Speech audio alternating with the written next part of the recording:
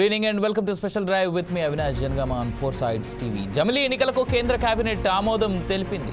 Parliament శీతాకాల సమావేశాల్లోనే జమిలీ bill ఎంపీలకు విప్ జారీ చేసింది బీజేపీ. కాంగ్రెస్ పార్టీలు కూడా తప్పనిసరిగా ఈ డిస్కషన్స్ లో హాజరు కావాలని చెప్పేసి బీజేపీ ఆదేశం కూడా పంపించింది.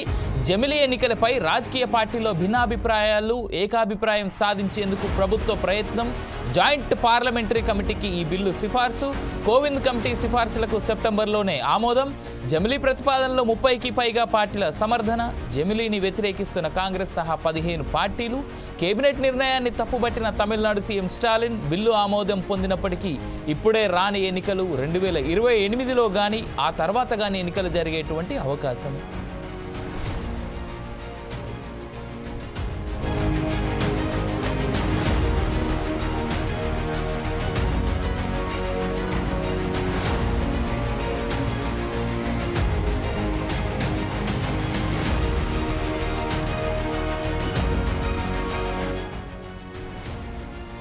జమిలీ ఎన్నికలకు సంబంధించి మరో ముందడుగు పడినట్టుగానే చూస్తున్నాం. వీటికి కేంద్ర కేబినెట్ ఆమోదం తెలిపింది. ప్రధానమంత్రి నరేంద్ర మోదీ అధ్యక్షతన జరిగిన కేంద్ర మంత్రివర్గ సమావేశంలో ఈ నిర్ణయం తీసుకున్నారు. ప్రస్తుతం కొనసాగుతున్న పార్లమెంట్ శీతాకాల సమావేశాల్లోనే జమిలీ ఎన్నికల ముసాయిదా బిల్లులను ప్రవేశపెట్టే అవకాశం ఉందని సంబంధిత వర్గాల సమాచారం. దీంతో కీలక బిల్లులు సభ ముందుకు వచ్చే అవకాశం ఉన్న నేపథ్యంలోనే ఈ రోజు అంటే 14వ తేదీన తప్పనిసరిగా సభకు హాజరు కావాలని చెప్పేసి కాంగ్రెస్ ఎంపీలకు అదేవిధంగా బీజేపీ ఎంపీలకు విప్ జారీ చేసింది ప్రస్తుతం ఉన్నటువంటి బీజేపీ ప్రభుత్వం.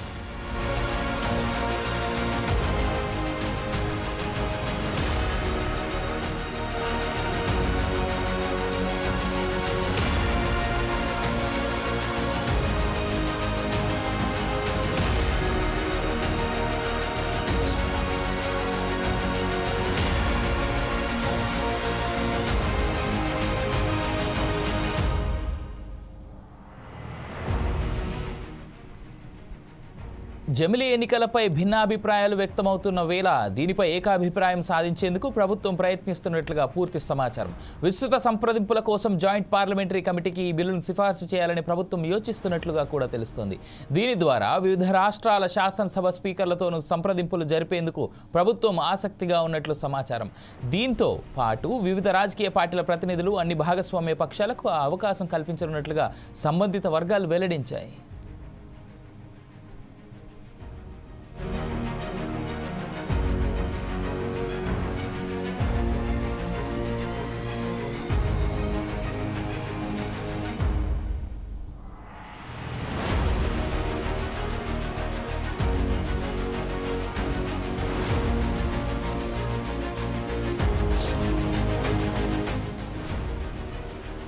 దేశవ్యాప్తంగా ఒకేసారి ఎన్నికల ప్రతిపాదనలను 30కి పైగా పార్టీలు సమర్థించగా కాంగ్రెస్ సహా 15 పార్టీలు వ్యతిరేకిస్తున్నాయి. ఈ ప్రతిపాదన ఆచరణాత్మకమైనది కాదని కాంగ్రెస్ చెప్తోంది. తమ పార్టీ జమిలీ ఎన్నికలకు మద్దతు ఇవ్వడం లేదని, ప్రజాస్వామ్యం మనుగడ సాగించాలంటే ఎప్పుడు అవసరమైతే అప్పుడు ఎన్నికలు నిర్వహించాలని వాదిస్తోంది. జమిలీ ఎన్నికలకు సంబంధించిన బిల్లును కేంద్ర కేబినెట్ ఆమోదించడాన్ని తమిళనాడు రాష్ట్ర ముఖ్యమంత్రి స్టాలిన్ తప్పుబట్టారు. అసాధ్యమైన ప్రజా వ్యతిరేకమైన వన్ నేషన్ వన్ ఎలక్షన్ ప్రాంతీయ పార్టీల గొంతు అణిచివేస్తుందని మండిపడ్డారు కూడా.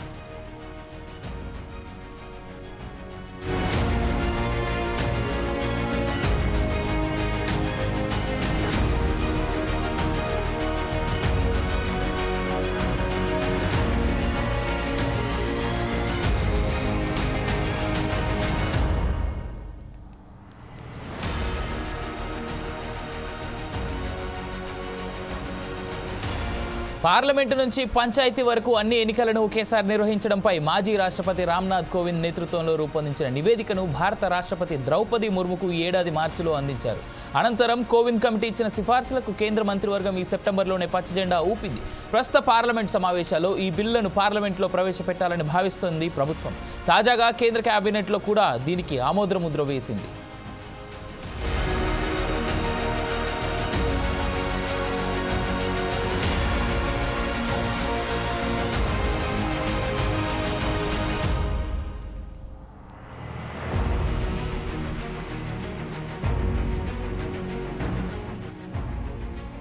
ఇక జమిలీ ఎన్నికలు తప్పనిసరి అయితే అవి ఎప్పటి నుంచి అమల్లోకి వస్తాయనేది మరో ప్రశ్న. బిల్లు ఆమోదం పొందినంత మాత్రాన ఇప్పటికిప్పుడు ఎన్నికలు వచ్చే పరిస్థితి ఉండకపోవచ్చు. ఎందుకంటే అధికారంలో ఉన్న బీజేపీ తన ప్రభుత్వాన్ని తాను రద్దు చేసుకునే పరిస్థితి ఉండకపోవచ్చు కూడా. అదేవిధంగా ఎన్డీఏలో కీలక భాగస్వామి అయిన టీడీపీ ఇటీవల ఏపీలో అధికారంలోకి వచ్చింది. ఇప్పటికిప్పుడు ఎన్నికలంటే బంపో మెజార్టీతో అధికారంలోకి వచ్చిన ఆ పార్టీ కూడా ఒప్పుకోదు. బహుశా 2028లో కానీ ఆ తర్వాత కానీ అమల్లోకి రావచ్చు. 2 తెలుగు రాష్ట్రాల్లో కొత్తగా అధికారంలోకి వచ్చిన రేవంత్ రెడ్డి, చంద్రబాబు సర్కార్లకు వచ్చే ప్రమాదం ఏమీ ఉండదు. ఏపీలో విపక్ష వైసీపీ మాత్రం జమిలీ ఎన్నికలు వస్తాయన్న నమ్మకంతో కనిపిస్తోంది.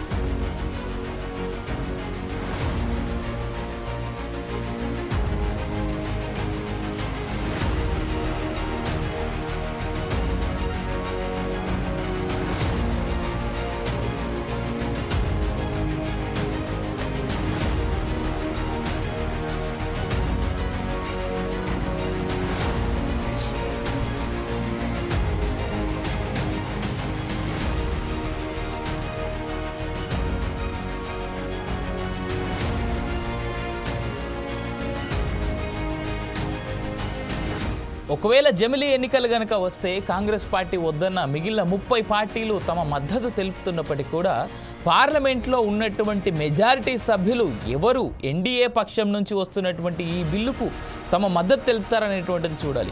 ఓవైపు బీజేపీ చాలా కాన్ఫిడెంట్గానే కనిపిస్తుంది. ఇన్ఫ్యాక్ట్ ఎన్డీఏ పక్షాలన్నీ కూడా కాన్ఫిడెంట్గానే కనిపిస్తూ ఉన్నాయి ఈ యొక్క బిల్లుని, ఈ యొక్క ముసాయిదా బిల్లుని అప్రూవల్ చేయించడానికి.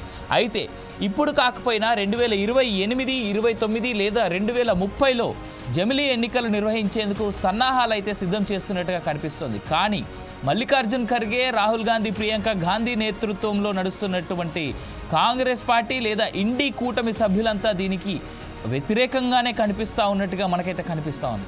ఓవైపు తమిళనాడులో ఉన్నటువంటి డిఎంకే పక్షం కావచ్చు, లేదంటే మమతా బెనర్జీ వెస్ట్ బెంగాల్ నుంచి కావచ్చు, లేదా మిగిలిన హర్యానా, పంజాబ్ లాంటి రాష్ట్రాల్లో కూడా, హర్యానాలో రీసెంట్గానే బీజేపీ పార్టీ తన యొక్క అధికారాన్ని కాపాడుకుంటూ మరోసారి అధికారంలోకి వచ్చినప్పటికీ కూడా ఇటు హర్యానా కావచ్చు, లేదు అంటే పంజాబ్ అయితే ఎట్టి పరిస్థితుల్లోనూ ఆ విధంగా చూసుకున్నట్టయితే ఆమ్ ఆద్మీ పార్టీ కూడా ఏ విధంగా కూడా జమిలీ ఎన్నికలకు మద్దతు తెలిపినట్టుగా అయితే మనకి ప్రస్తుతానికి అయితే కనిపించట్లేదు. కానీ ఇవాళ జరిగినటువంటి పార్లమెంట్ సెషన్స్, దాని తర్వాత మనం మాట్లాడుతున్నటువంటి ఈ టైంలోనే మోడీ కూడా తన యొక్క రాజ్యాంగంలో రావాల్సినటువంటి మార్పులకు సంబంధించి మాట్లాడుతున్నటువంటి ఈ తరుణంలో మరి ఏ రకంగా జమిలీ ఎన్నికలు అనేటువంటి దానికి ఆమోదంగా పార్లమెంట్లో కూర్చున్నటువంటి ఉభయ సభల్లో ఉన్నటువంటి మెంబర్స్ అంతా ఏ విధంగా దీనికి సపోర్ట్ చేస్తారు, ఎన్ని పార్టీలు దీనికి 30 పార్టీలు అని చెప్పేసి చెప్తా ఉన్నారు. బీజేపీ కాకుండా, బీజేపీ మిత్రపక్షంతో ఉన్నటువంటి పార్టీలే కాకుండా మొత్తంగా 30 పార్టీలు సపోర్ట్ చేస్తున్నప్పటికీ కూడా ఈ 30 పార్టీలు నిజంగా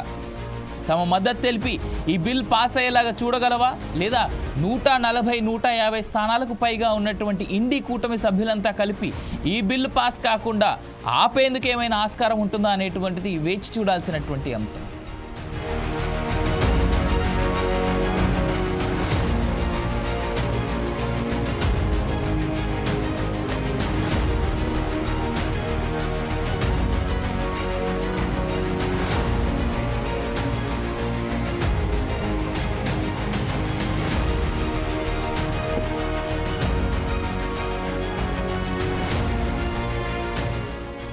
తెలంగాణ వరకు వస్తే కేసీఆర్ తర్వాత రేవంత్ రెడ్డి ప్రస్తుతం అధికారంలో ఉన్నప్పటికీ కూడా కేసీఆర్ పార్టీ అయినటువంటి బీఆర్ఎస్ పార్టీ ఏ విధంగా దీనిపై స్పందిస్తుంది అనేటువంటిది వేచి చూడాల్సినటువంటి అంశం.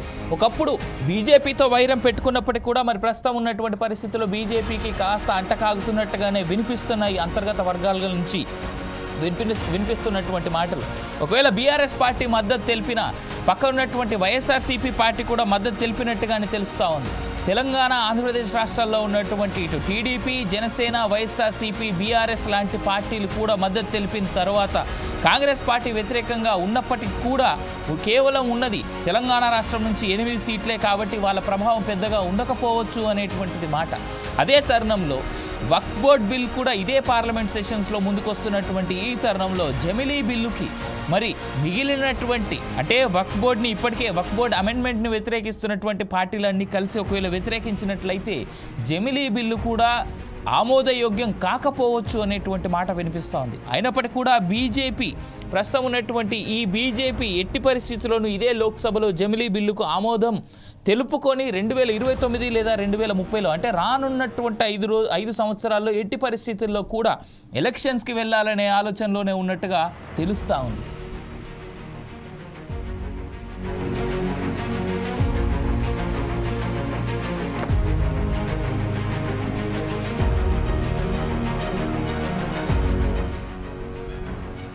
ఇది ఇవాల్టి స్పెషల్ డ్రైవ్. చూస్తూనే ఉండండి 4 Sides టీవీ. నేను మీ అవినాష్ జనగామ సైనింగ్ ఆఫ్.